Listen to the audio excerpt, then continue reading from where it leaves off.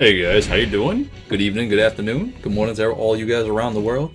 I want to go ahead and take some time and show you guys a brand new Gengar. We did post a brand new Master's Guide for Gengar. Appreciate you guys, all the likes and subscribes and what have you, the questions, the comments, the people that joined in the Discord. Man, thank you guys for keeping the community nice and friendly. Now, I come to you with this new video here with Gengar just because I wanted to show you guys how the buff has affected Gengar. Talk about it extensively in my Master's Guide, but you know, hey, we just jump into a new game here.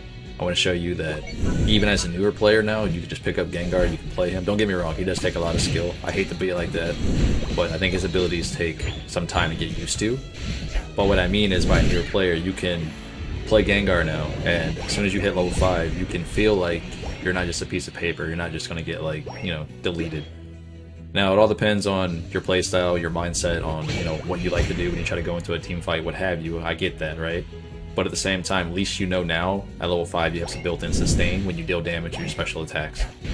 Which now, it doesn't seem like much, but it scales, like, pretty heavy. Like, I just hit 124 heal, and that's just a Shadow Ball, guys. Like, I haven't even got Dream Eater yet, you know what I mean? The heal is actually pretty substantial, it really is. It doesn't seem like it, but it keeps you alive in team fights. It keeps you alive when you're poking. You know what I mean? You're playing Shadow Ball. Sometimes Gengar's out there like to play a Sludge Bomb and Hex. You know, that's fine. I feel it. You know, it's okay. Everyone has their own playstyle. I get you. But at the end of the day, it's all what you prefer. It's what you guys play to rank up and to get there, to get the Master rank, to get the Ultra Veteran, get out of great class. You know what I mean? There's so many different avenues, different builds and playstyles, and items that you can use on Gengar and every other Pokemon in the game. And this one's going to be kind of weird. It's a little bit spicy, I'm not going to lie. It's Wise Glasses, it's Choice Specs, and Aos Cookie. So I came out with this interesting thing, right? Everybody gets one. They can take me down this time, it's fine. Everybody gets one. So I came out with, I was a little ticked off at Blissey here because I come down here intentionally to help her out, and she literally just walks away. I think if she was there to support me a little bit, we could have had at least 1 or 2 down. But she just literally walked away at full health, and that was pretty bad. Now, in any case, we're picking up Aos Cookie. I get comments and stuff and negativity. People talk about Gengar is just super squishy, not very good, whatever. You know, everyone has their own opinion, right? So here's the thing. You already have sustain now built into your kit.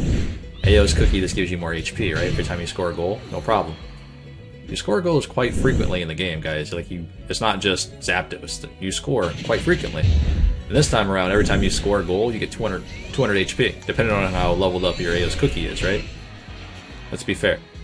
So that bulkiness keeps me alive a lot longer now in team fights. You don't have to run the support or Aos Cookie. You don't have to run that. You can go straight damage. I always go straight damage.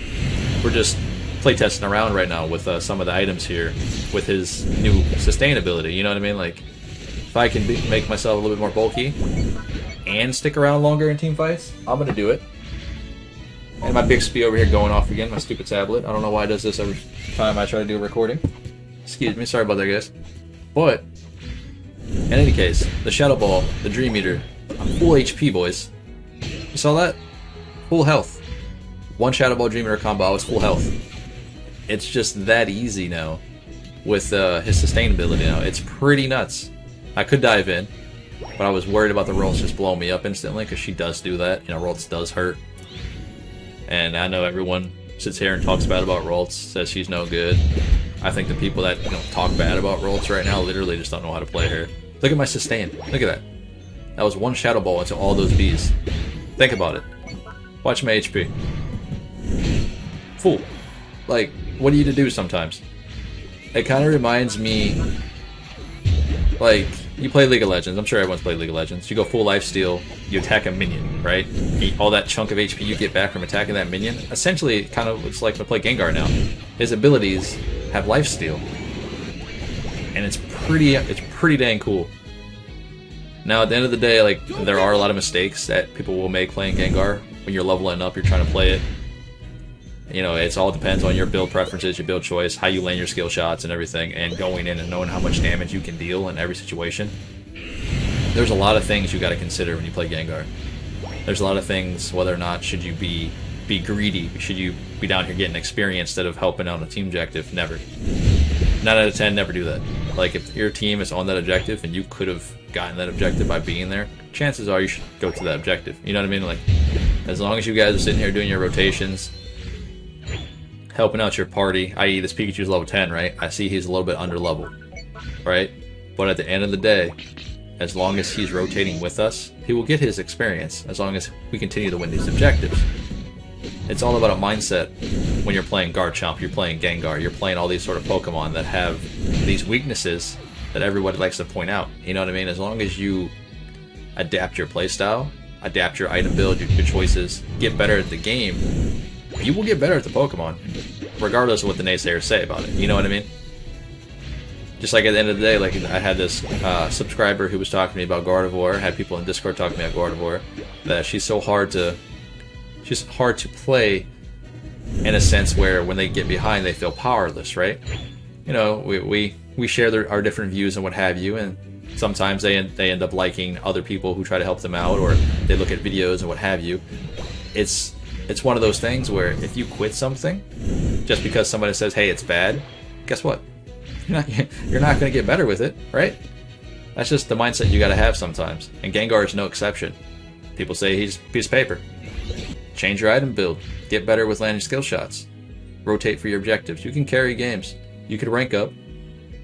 That's all what this is about right here, guys. As soon as you guys realize that Gengar is fantastic, Garchomp's fantastic now, Machamp is still powerful, you'll get better. It's not an issue about, will you? It's just when. That's all. Look, these guys are level 11. I'm level 14.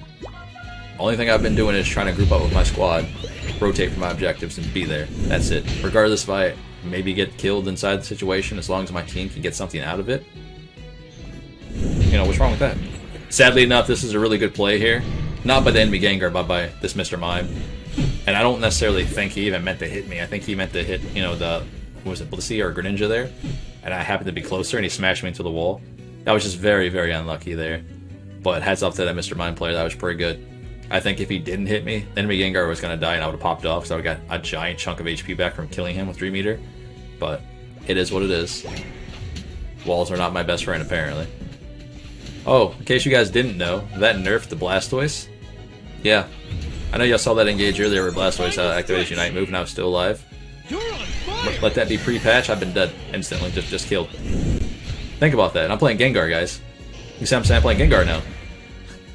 And, again, I survived that with more than half life. Last patch? No. Probably been dead, executed instantly. Just my luck. Take that Shadow Ball for our fellow Greninja here. Dish one back out of our own. No big deal. Alright, boys, the game's about to get sweaty. Zapdos is spawning. Let's see what we can do here. I'm not trying to force it. I'm just letting people know I'm here, like, Poke, hello, I'm here, Gengar. Welcome. By the end of the day, Pikachu's level 13. He's about to get caught off by Gardevoir, Mr. Mime, and her Unite move, which is very unfortunate. Go ahead and take down this Mr. Mime right fast. I'm very, very scared of Gardevoir at late game. Regardless of how fed I am as Gengar, regardless of what level I am, I'm very spooked of Gardevoir. Keep that in mind. You should be too. So all she has to do is stun you once, future sight you, and you're pretty much dead unless you have Unite move to get out. I'm trying to get in here to execute her, but Blastoise is making this hard. 2,700 damage on the Unite move. It's pretty good. We did pretty well here. I'm trying to stay alive as best I can. I got cooldowns right now, but it's okay. I got crowd controlled different ways by a Blastoise, but it's okay, guys. We're good. It's one of those. This is one of those sweaty moments right here. It's one of those intense games where you got to just stay alive as long as you can because your team is still dead. You don't have to get the Zapdos. This isn't about who gets the Zapdos for us. This is about protecting the Zapdos because we still have our goals up, right? So as long as we have somebody here at this situation here, the enemy team cannot get Zapdos right now. And that's all that matters right here. Not picking it up, just protecting it. And thankfully we do have a Blissey, and this Garchomp goes bot lane to stop this Gengar. But sadly enough, he actually gets the goal destroyed anyway. But Greninja, Blissey, see that?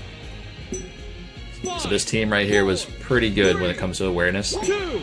Got that goal destroyed. Thank you, Greninja. Blissey for paying attention to that.